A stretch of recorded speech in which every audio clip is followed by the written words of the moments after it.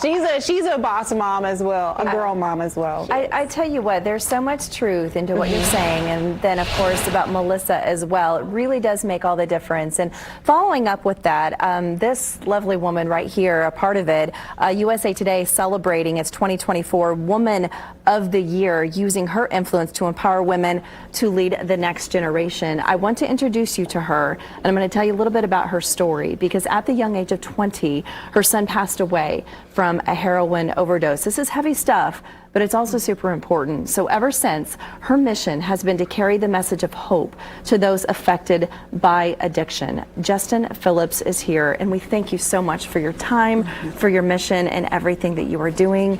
But congratulations. Thank you. Woman Thank you. of the Year. That's an Thank you. incredible honor. What does this mean to you? Well, I think it's a privilege because it continues to help the message be heard. It's a stigmatizing cause of death. It's a stigmatizing disease, and the more we can normalize it by talking about it.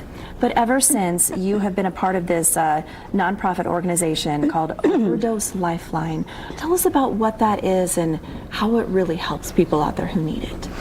So Overdose Lifeline is the nonprofit I started after Aaron lost his life, really to do two things: to educate better about prescription pain medication and its relationship to overdose, and to create access to the overdose reversal drug, which required a prescription. Talk to me about the problem that lies, why you decided to create something like this, because you talk about awareness and education, but perhaps there does need to be, it needs to be out there more for people to know, because it happens, I think, more common than a lot of people think. Sure, and it's changed over time because now we have the challenge with fentanyl, and fentanyl being in almost every illicit drug purchased on the street. So scary. It's very scary. What type of stories, what type of scenarios have you seen since you've started this back in 2014? What have you heard from people who perhaps have benefited from what you're doing? So it's kind of twofold. We try very hard, because it's very important to support the loved ones who've lost. Family members. Yes, family members. So we're doing that today on Black Balloon Day. Yes. And we have support groups.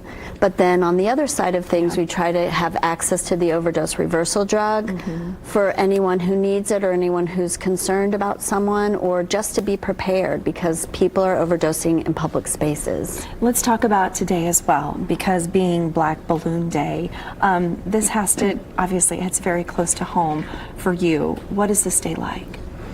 So today is a day we get to remember them and say their name. We release virtual balloons, not real balloons. We have opportunities for people to do that through social media, through our website.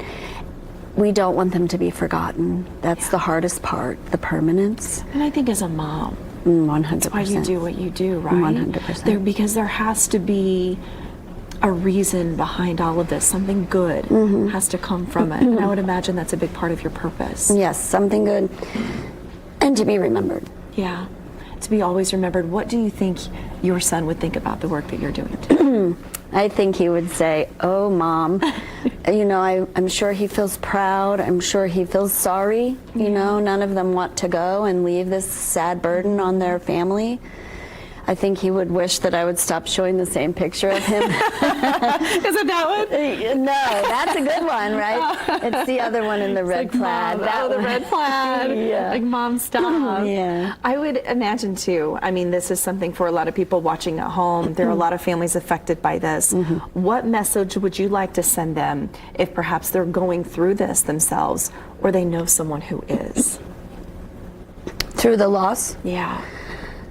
Or perhaps through their own family member's loss, or if they have a son or daughter dealing with addiction. Yeah, I think the answer really is for both.